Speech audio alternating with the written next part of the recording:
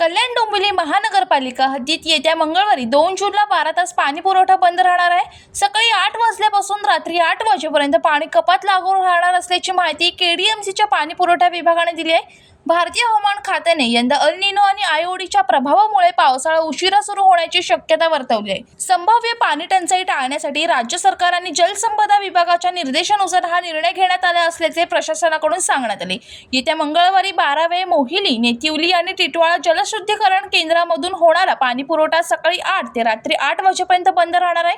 त्यामुळे कल्याण पूर्व पश्चिम, डोंबिवली पूर्व पश्चिम तसेच ग्रामीण भागातील अनेक परिसरावर याचा परिणाम होणार आहे। दरम्यान महानगरपालिकेने नागरिकांना आवश्यक तेवढाच पाणी साठा करून पाण्याचा काटकसरीने वापर करण्याचे आवाहन केले। तसेच नागरिकांनी प्रशासनाला सहकार्य करावे।